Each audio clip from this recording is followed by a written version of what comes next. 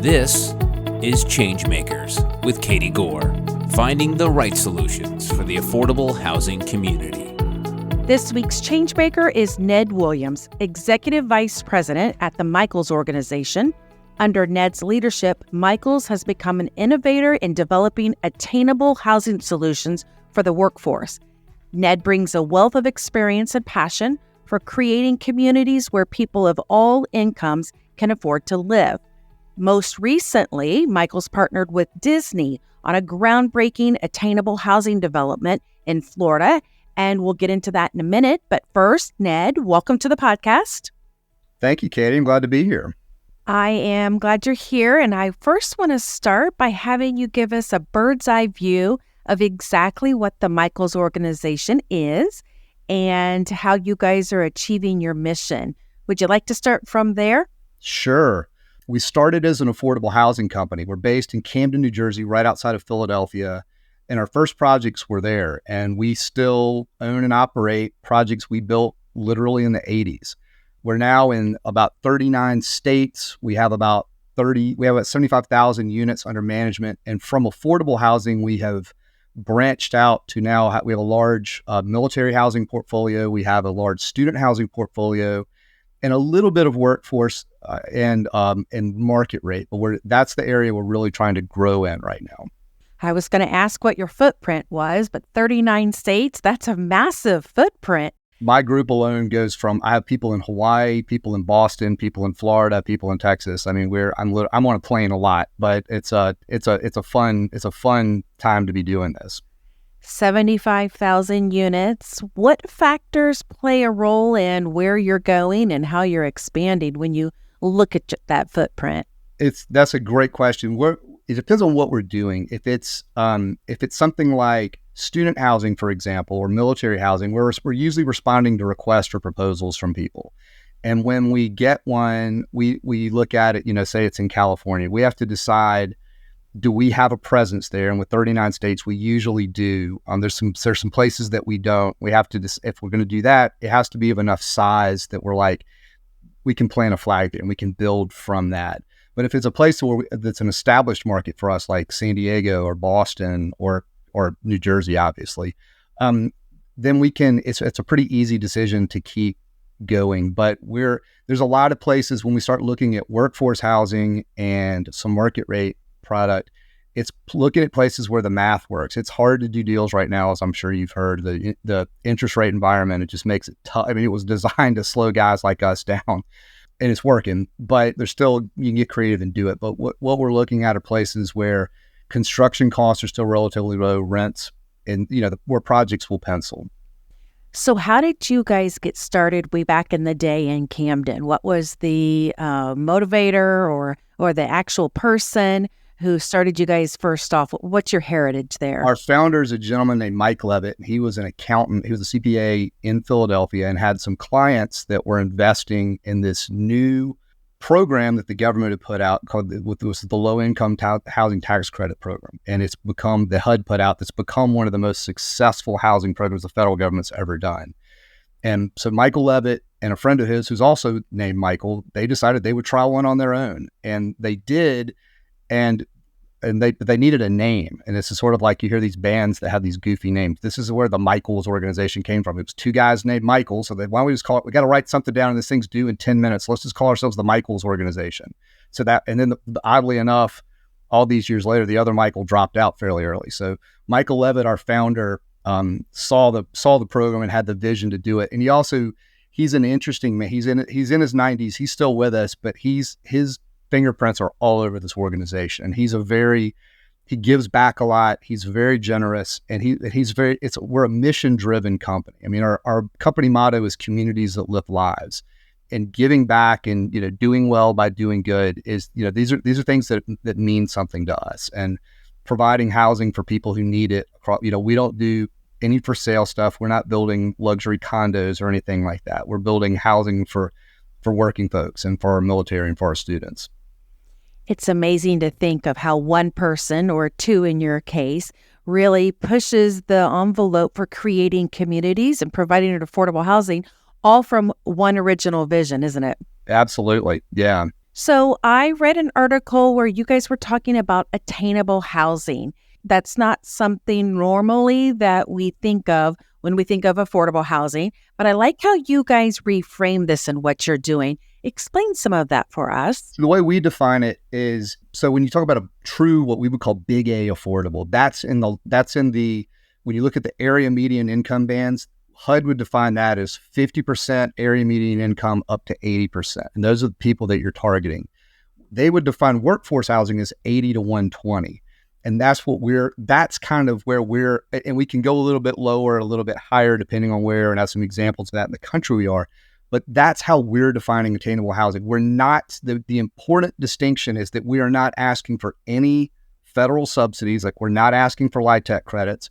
We are not asking for we're not competing with affordable housing groups for grant money, or what we would call soft money. There's specific 501c3s and some state programs that are designed to give affordable housing developers grants to help them make the projects more affordable. And that's how you do it. Yes, the capital stacks are huge in these things. Ours is traditionally financed. It's just the difference is, instead of getting LIHTC credits or some of the soft money that you would get in an affordable housing program, what we found and what you're starting to see more and more of is that as people put these attainable projects out, is there are people that are contributing the land. They're saying, hey, I've got this piece of land, I want to control it, so I'll ground lease it to you for nothing or for a penny or something like that over a long period of time. And, when you have the land taken out of your deal, that's good. There's some people that are able to put some money into it. There's some municipalities that are willing to give you either tax incentives, tax breaks, or, maybe impact fee breaks, or it could also be that they go, hey, we'll help you with putting utilities in, this is our contribution to the deal as well. So it's just a way of doing workforce housing where there's a contribution that's not a government subsidy. And your rental rates are going to be somewhere below market rate, 10, 20, 30%.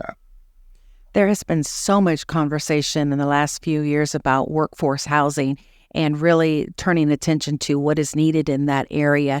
It sounds like you guys have been ahead of that conversation for a while now. Yeah, it's sort of the natural progression out of the tax credit program is great, but in certain areas, Florida is a good example, it's extremely competitive. So there could be 10 projects that are competing for the same tax credits, and you literally can't make an affordable housing project work without them. So we had some areas where we're like, gosh, we could do something here. It might take us 3 tries, which means 3 years to get the tax credits and get all the stuff. And you could end up waiting 5 years to do a deal. It's like, what's something that a way we could do it now? And so we looked at some land that we owned and tried to do some things there. And then we found some, the partners have kind of come out of the woodwork, but and Disney was really the first one. And they've been, to no one's surprise, a leader. But they've come up with a real thing. And then quickly thereafter, the people that we're starting to see do this are people like hospital systems, because when hospitals issue certificates of need and they build a new hospital, or even if they built one 40 years ago, they usually get more land than they need. And they're expecting to build doctor's offices or a parking deck in the future, or something like that. But they end up with these pieces of land that aren't doing anything.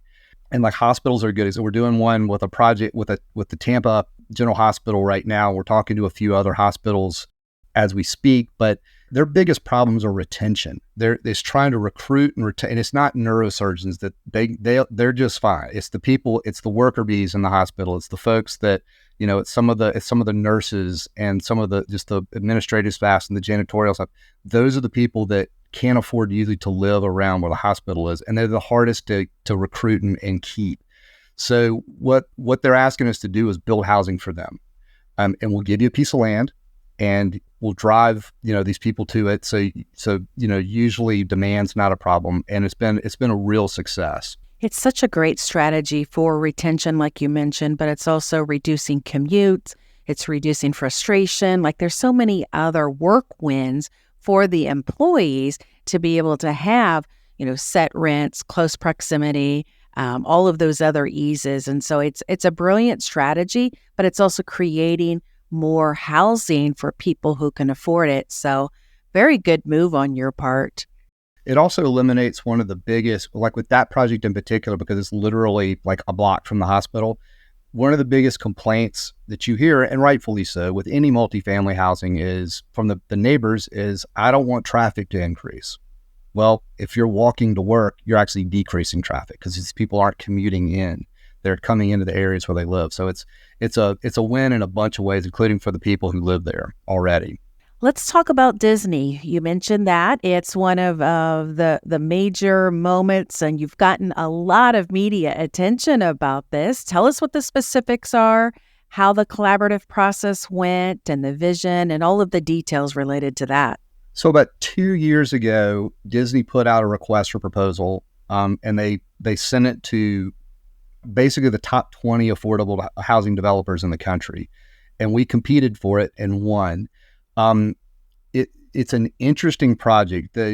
Disney had a vision for, they give back in a lot of tangible ways. They give money to things, they give time, they allow access for a lot of different groups, but Disney's very big on giving back to the community, especially in Central Florida, because it's such a big part of their country, and in Southern California, it's a big part of their company. What they did was they said they saw the problem, not just that their cast members were having, but just people in general, people that work there were having with finding affordable housing, especially on that side of Orlando. And they were like, man, there's got to be something we can do. And they own 49 square miles of land. So they said, is there a piece of land that would be the right fit for this?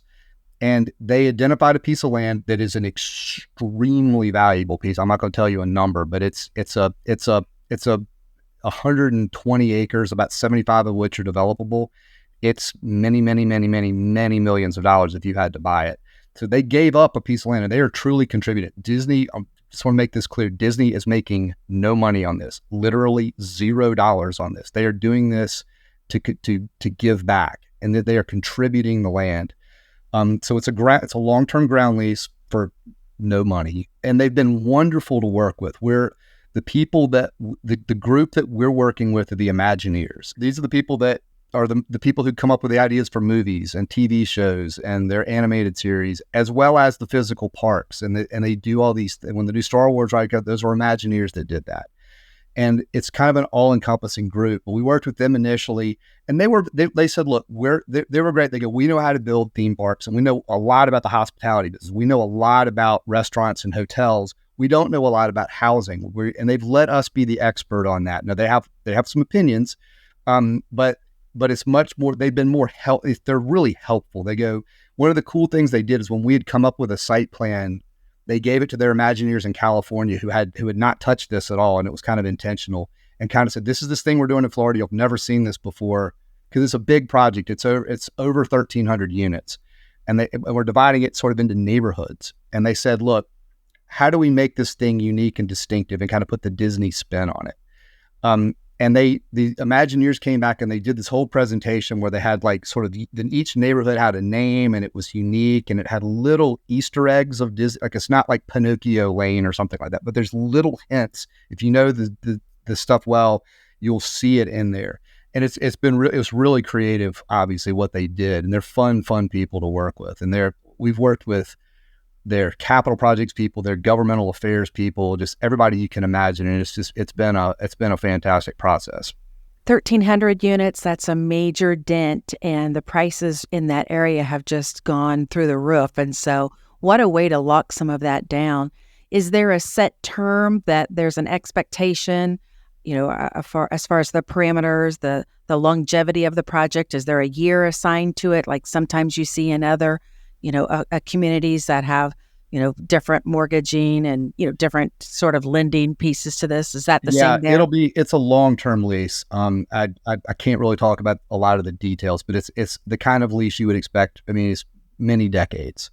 And we've put specific provisions in there to make sure that the rents don't escalate up into a market rate project. They were very intentional. We spent weeks coming up with a formula and a way to make sure that this thing would always remain affordable. I wish I could tell you more about it, but I can't. We're still in the middle of doing some document signing, but it's incredibly creative. But that was important to them, that they were like, look, because they go, look, we trust you, but 20 years from now, someone else is going to be in your seat. We want to make sure that there's a framework in place that everybody continues to do the right thing. And it's been really it's great. It will be affordable it's entirely, and it'll be affordable because we're barely escalating rents every year, while that neighborhood is escalating it 4 and 5 times what we are. So we will always be well underneath them. When is the targeted groundbreaking for that? We hope this fall, this coming fall, and then it'll probably be a 2-year after. What we'll do is it's about a 4-year construction periods, but what we'll do is we're not going to do it in phases where we start and stop. We'll sort of chase ourselves off the site. So after about 2 years, so probably in 2028, sometime you'll start to see units come online. So we'll be delivering areas as other areas are under construction, and the whole thing will hopefully be finished by 2030. We mention this because there's a lot of other places across the nation that can also be doing the same thing. You've mentioned hospitals, obviously Disney, and there's much more room for this to happen and magnify in other areas. So thank you for sharing that with us, and let's hope the developers and the other employers also look to do something just as creative. School systems is another one we're talking to as well. They end up having a lot of land, and especially K through 12 school systems have that same recruitment retention problem. And we're just starting to see some other organizations do specific housing for teachers. And so, but that's still, they're calling it that. They are calling it that. Yes. So there's much more room to grow and to keep doing that. Absolutely. Yeah. All right. There's more I want to get to, including military housing, but we have to stop here. Next time on Changemakers, Ned Williams, the Executive Vice President with the Michaels Organization, will talk about how local governments can impact the growth of affordable housing developments. The Florida legislature passed a wonderful piece of legislation called the Live Local Act. If you're going to build workforce or affordable housing, if you can keep any units that you have that are under 80% AMI are 100% tax-free no matter where you build them in the state. If it's between 80 and 120, it's 75% abated. And you can build by right on any zoning classification. You want to talk about somebody who's doing something positive to help us build attainable and affordable housing. That's how you do it. Thanks for listening to Changemakers with Katie Gore. To find out more about Katie, go to quadel.com. That's QUADEL.com. This has been a production of Forbes Books Radio.